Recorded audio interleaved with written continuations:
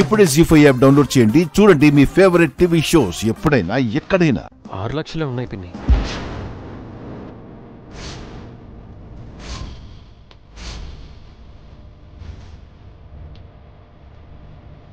అదేంటి రామ్, నేను నీకు ఇచ్చింది 10 లక్షలు కదా, మిగతా 4 లక్షలు ఏమయ్యాయి? అనుకున్నాను, ఇలాంటిదేదో జరుగుతుందని అనుకున్నాను. 4 లక్షలు ఎక్కడ రామ్? తెలీదు డాడ్. తెలియకపోవడం ఏంటి రామ్?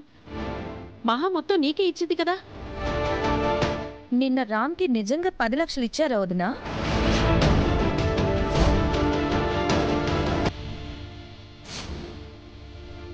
ఏంటి నీ ఉద్దేశం రేవతి? 6 లక్షలు ఇచ్చి 10 లక్షలు అంటున్నానా? మరి 4 లక్షలు ఏమైనట్టు? అది రామ్ చెప్పాలి. నైట్ డబ్బులు ఎక్కడ పెట్టావు రామ్? మా రూమ్లో బీరువాలో పెట్టండి డాడ్.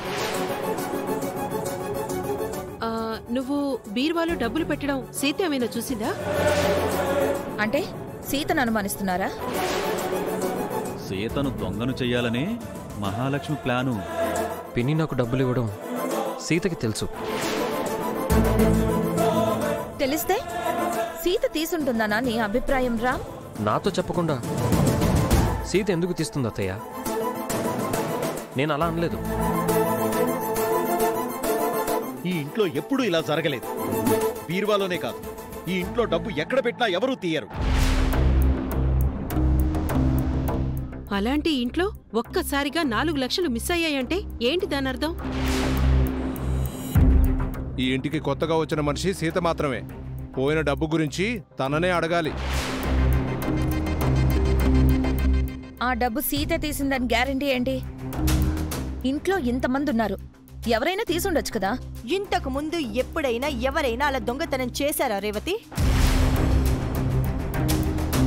అందరికంటే పెద్ద దొంగవి నువ్వుండగా మిగతా వాళ్లకు దొంగతనం చేసే అవకాశం ఎక్కడుంటుంది చెల్లాయ్? మాకు పాకెట్ మనీ కావాలంటే పిన్నిని అడుగుతాం, దొంగల్లా దొంగతనం చెయ్యం. మాకేం కావాలన్నా పెద్దమ్మే కొనిపెడుతుంది, దొంగతనం చేయాల్సిన అవసరం మాకేముంటుంది? బయట నుంచి ఇంట్లోకి ఎవ్వరూ రాలేదు. ఇక్కడున్న వాళ్లల్లో ఎవ్వరూ దొంగతనం చెయ్యరు. మిగిలింది ఆ సీత మాత్రమే. తనని పిలిచి అడిగితే అంత బయటకొస్తుంది.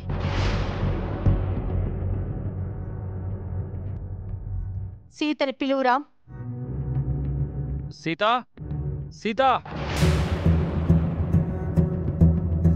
సీత. ఏంటండి? ఒకసారి కిందికి రా.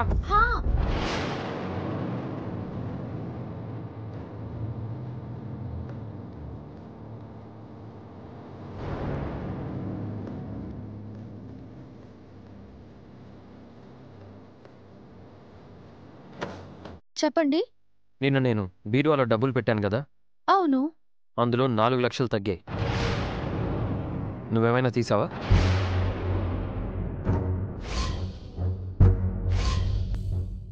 జీ5 యాప్ డౌన్లోడ్ చేసి అన్ని ఎపిసోడ్స్ పూర్తి ఉచితంగా చూడండి.